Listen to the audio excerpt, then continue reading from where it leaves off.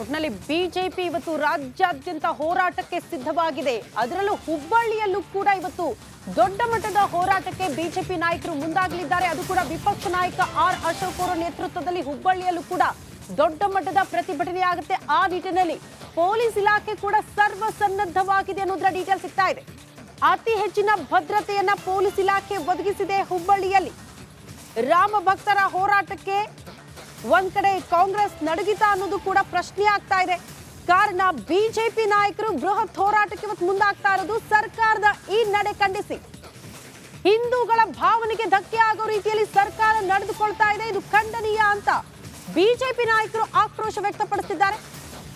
ಹುಬ್ಬಳ್ಳಿಯಲ್ಲೂ ಕೂಡ ಅತಿ ಹೆಚ್ಚಿನ ಭದ್ರತೆ ಕಾರಣ ಇವತ್ತು ಪ್ರೊಟೆಸ್ಟ್ ಇರೋ ಕಾರಣದಿಂದ ಪೊಲೀಸ್ ಸಿಬ್ಬಂದಿಯ ನಿಯೋಜನೆಯಾಗಿದೆ. ಎಲ್ಲೆಲ್ಲೂ ಕೂಡ ಕಾಕಿ ಸರ್ಪಗಾವಲು ಇವತ್ತು ಹುಬ್ಬಳ್ಳಿಯಲ್ಲಿ. ಹಳೆಯ ಪ್ರಕರಣಕ್ಕೆ ಈಗಲೇ ಯಾಕೆ ಮರುಜೀವ ನೀಡಬೇಕಾಗಿತ್ತು? ಜನವರಿ 22ಕ್ಕೆ ರಾಮ ಮಂದಿರ ಉದ್ಘಾಟನೆ ಇದೆ. ಈ ಸಂದರ್ಭದಲ್ಲಿ ಹಿಂದೂಗಳ ಭಾವನೆಗೆ ಧಕ್ಕೆ ಆಗೋ ರೀತಿಯಲ್ಲಿ ಸರ್ಕಾರ ನಡೆದುಕೊಳ್ತಿದೆ ಅನ್ನೋದು ಬಿಜೆಪಿ ನಾಯಕರ ಆಕ್ರೋಶಕ್ಕೆ ಕಾರಣ ಆಗಿರುವಂತಹ ವಿಚಾರ. ಈ ಬಗ್ಗೆ ಮತ್ತಷ್ಟು ಡೀಟೇಲ್ಸ್ ಅನ್ನ ಕೊಡ್ತಾ ಹೋಗ್ತಾರೆ ನಮ್ಮ ಪ್ರತಿನಿಧಿ ಪ್ರಕಾಶ್. ನೇರ ಸಂಪರ್ಕದಲ್ಲಿ ಜಾಯಿನ್ ಆಗ್ತಿದ್ದಾರೆ. ಪ್ರಕಾಶ್, ಇವತ್ತು ಹುಬ್ಬಳ್ಳಿಯಲ್ಲಿ ವಿಪಕ್ಷ ನಾಯಕ ಆರ್ ಅಶೋಕ್ ಅವರ ನೇತೃತ್ವದಲ್ಲಿ ಪ್ರತಿಭಟನೆ ಇರೋದ್ರಿಂದ ಹೋರಾಟದ ರೂಪುರೇಷೆ ಎಷ್ಟೊತ್ತಿಗೆ ಯಾವ ರೀತಿ ಸಿದ್ಧವಾಗಿದೆ, ಎಷ್ಟೊತ್ತಿಗೆ ಹೋರಾಟ ಪ್ರಾರಂಭ ಆಗುತ್ತೆ, ಜೊತೆಗೆ ಪೊಲೀಸ್ ಇಲಾಖೆ ಯಾವ ರೀತಿ ಸಿದ್ಧತೆ ಮಾಡಿಕೊಂಡಿದೆ ಈ ಹೋರಾಟದ ವಿಚಾರಕ್ಕೆ ಸಂಬಂಧಪಟ್ಟಂತೆ?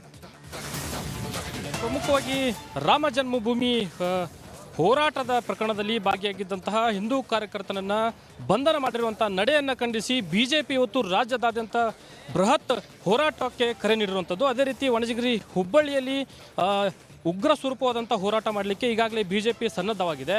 ಒಂದು ಕಡೆ ವಿಪಕ್ಷ ನಾಯಕ ಆರ್ ಅಶೋಕ್ ಅವರ ನೇತೃತ್ವದಲ್ಲಿ ನೂರಾರು ಸಂಖ್ಯೆಯಲ್ಲಿ ಏನು ಬಿಜೆಪಿ ಕಾರ್ಯಕರ್ತರಿರ್ಬೋದು, ಹಿಂದೂ ಸಂಘಟನೆಯ ಕಾರ್ಯಕರ್ತರಿರ್ಬೋದು, ಅದೇ ರೀತಿ ವಿವಿಧ ಹಿಂದೂ ಪರ ಸಂಘಟನೆಯ ಕಾರ್ಯಕರ್ತರ ಒಂದು ಪಡೆ ಇವತ್ತು ಶಹರ ಠಾಣೆಯ ಮುಂದೆ ಬೃಹತ್ ಹೋರಾಟ ಮಾಡುವ ಮೂಲಕ ರಾಜ್ಯ ಸರ್ಕಾರದ ವಿರುದ್ಧ ತೊಡೆ ತಟ್ಟುವಂಥ ನಿಟ್ಟಿನಲ್ಲಿ ಮುಂದಾಗ್ತಾ ಇದೆ. ಈ ನಿಟ್ಟಿನಲ್ಲಿ ಈಗಾಗಲೇ ಪೊಲೀಸ್ ಇಲಾಖೆ, ಹುಬ್ಬಳ್ಳಿ ಧಾರವಾಡ ಪೊಲೀಸ್ ಇಲಾಖೆ ಸಾಕಷ್ಟು ಸಿದ್ಧತೆಯನ್ನು ಮಾಡ್ಕೊಂಡಿರ್ತಕ್ಕಂಥಂದರೆ ಶಹರ ಪೊಲೀಸ್ ಠಾಣೆ ಎದುರುಗಡೆ, ಅದೇ ರೀತಿ ಚನ್ನಮರುತ್ತ ಇರ್ಬೋದು. ಇನ್ನು ಪ್ರಮುಖವಾದಂಥ ಅಂಶ ಅಂದರೆ ಪೊಲೀಸ್ ಆಯುಕ್ತರ ಕಚೇರಿಗೆ ಮುತ್ತಿಗೆ ಹಾಕುವಂಥ ಸಾಧ್ಯತೆಗಳು ಇರುವಂಥ ನಿಟ್ಟಿನಲ್ಲಿ ಪೊಲೀಸ್ ಇಲಾಖೆ ಈಗಾಗಲೇ ಸನ್ನದ್ಧವಾಗಿದೆ. ದೃಶ್ಯದಲ್ಲಿ ನಾನು ತೋರಿಸ್ತಾ ಹೋಗ್ತೀನಿ, ನನ್ನ ಕ್ಯಾಮ್ರಾಮನ್ ತೋರಿಸ್ತಾ ಹೋಗ್ತಾ ಇದ್ದಾರೆ. ಸಾಕಷ್ಟು ಅಂದರೆ ಈಗಾಗಲೇ 500ಕ್ಕೂ ಅಧಿಕ ಪೊಲೀಸ್ ಸಿಬ್ಬಂದಿಗಳನ್ನು ಶಹರ ಪೊಲೀಸ್ ಠಾಣೆ ಸುತ್ತಮುತ್ತಲು ಇರ್ಬೋದು. ಅದೇ ರೀತಿ ನಗರದಾದ್ಯಂತ 500ಕ್ಕೂ ಹೆಚ್ಚು ಅಧಿಕ ಪೊಲೀಸ್ ಸಿಬ್ಬಂದಿಗಳನ್ನು ನಿಯೋಜನೆ ಮಾಡಿದ್ದಾರೆ. ಇನ್ನೇನು ಕೆಲವೇ ಗಂಟೆಗಳು ಅಂದರೆ 11:30ಗೆ ವಿಪಕ್ಷ ನಾಯಕ ಆರ್ ಅಶೋಕ್ ಅವರ ನೇತೃತ್ವದಲ್ಲಿ ಇವತ್ತು ಬೃಹತ್ ಹೋರಾಟ ರಾಜ್ಯ ಸರ್ಕಾರದ ವಿರುದ್ಧ ಒಂದು ತೊಡೆ ತಟ್ಟುವಂಥ ನಿಟ್ಟಿನಲ್ಲಿ ಸರ್ಕಾರದ ನಡೆಯನ್ನು ಖಂಡಿಸಿ ಒಂದು ಬೃಹತ್ ಹೋರಾಟ ನಡೆಯಲಿದೆ. ಈ ಹಿನ್ನೆಲೆಯಲ್ಲಿ ಮುಂಜಾಗ್ರತಾ ಕ್ರಮವಾಗಿ 500ಕ್ಕೂ ಅಧಿಕ ಪೊಲೀಸ್ ಸಿಬ್ಬಂದಿಯನ್ನು ಇಲ್ಲಿ ನಿಯೋಜನೆ ಮಾಡಲಾಗಿರುವಂಥದ್ದು.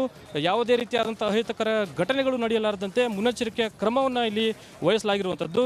ಒಟ್ಟಾರೆ ಈ ಒಂದು ಪ್ರತಿಭಟನೆ ಹಿನ್ನೆಲೆಯಲ್ಲಿ ಪೊಲೀಸ್ ಇಲಾಖೆಯು ಕೂಡ ಸಾಕಷ್ಟು ಸಿದ್ಧವಾಗಿದೆ. ಇನ್ನು ಪ್ರಮುಖವಾದಂಥ ಅಂಶ ಅಂದರೆ ಒಂದು ಕಡೆ ಬಿಜೆಪಿ ಹೋರಾಟದ ಹಿನ್ನೆಲೆಯಲ್ಲಿ ಇದರ ಬೆನ್ನಲ್ಲೇ ಒಂದು ಕಡೆ ಕಾಂಗ್ರೆಸ್ನ ಶಾಸಕ ಪ್ರಸಾದ್ ಅಬ್ಬಯ್ಯ ಅವರು ಬಿಜೆಪಿಯ ಒಂದು ಪ್ರತಿಭಟನೆಗೆ ಕೌಂಟರ್ ಅಟ್ಯಾಕ್ ಅನ್ನು ಮಾಡುವಂಥ ನಿಟ್ಟಿನಲ್ಲಿ ಸಿದ್ಧವಾಗಿದ್ದಾರೆ. ಯಾಕಂದರೆ ಪ್ರಮುಖವಾಗಿ 10:00ವರೆಗೆ ತುರ್ತು ಪತ್ರಿಕಾಗೋಷ್ಠಿಯನ್ನು ಕರೆಯುವ ಮೂಲಕ ಕೆಲವೊಂದಿಷ್ಟು ದಾಖಲೆಗಳನ್ನ ಬಿಡುಗಡೆ ಮಾಡುವಂಥ ಸಾಧ್ಯತೆಗಳು ಇರುವಂಥದ್ದು. ಇದನ್ನೆಲ್ಲ ಗಮನಿಸ್ತಾ ಇದ್ದರೆ ಬಿಜೆಪಿ ಪ್ರತಿಭಟನೆಯನ್ನು ಏನು ಹಮ್ಮಿಕೊಂಡಿದೆ, ಬೃಹತ್ ಒಂದು ಹೋರಾಟವನ್ನು ಹಮ್ಮಿಕೊಂಡಿದೆ ರಾಜ್ಯ ಸರ್ಕಾರದ ವಿರುದ್ಧ. ಅಂದರೆ ರಾಮ ಭಕ್ತರನ್ನು, ಅದೇ ರೀತಿ ಹಿಂದೂ ಕಾರ್ಯಕರ್ತರನ್ನು ಟಾರ್ಗೆಟ್ ಮಾಡಲಾಗ್ತಾ ಇದೆ ಅಂತಕ್ಕಂಥ ಒಂದು ಅಂಶವನ್ನು, ಗಂಭೀರವಾದಂಥ ಆರೋಪದ ಜೊತೆಗೆ ಬಿಜೆಪಿಯನ್ನು ಪ್ರೊಟೆಸ್ಟನ್ನು ಮಾಡುವಂಥ ನಿಟ್ಟಿನಲ್ಲಿ ಒಂದು ಕಡೆ ಸಿದ್ಧವಾಗಿದೆ. ಇದಕ್ಕೆ ಕೌಂಟರ್ ಅಟ್ಯಾಕ್ ಕೊಡುವಂಥ ನಿಟ್ಟಿನಲ್ಲಿ ಕಾಂಗ್ರೆಸ್ MLA ಆಗಿರುವಂತಹ ಪ್ರಸಾದ್ ಅಬ್ಬಯ್ಯ ಅವರು ಒಂದು ತುರ್ತು ಪತ್ರಿಕಾಗೋಷ್ಠಿಯನ್ನು ಕರೆದಿರುವಂಥದ್ದು ಸಾಕಷ್ಟು ಕುತೂಹಲಕ್ಕೆ ಕಾರಣವಾಗಿದೆ. ಶ್ರುತಿ. ಓಕೆ ಪ್ರಕಾಶ್, ಧನ್ಯವಾದಗಳು ತಮ್ಮೆಲ್ಲ ಮಾಹಿತಿಗೆ.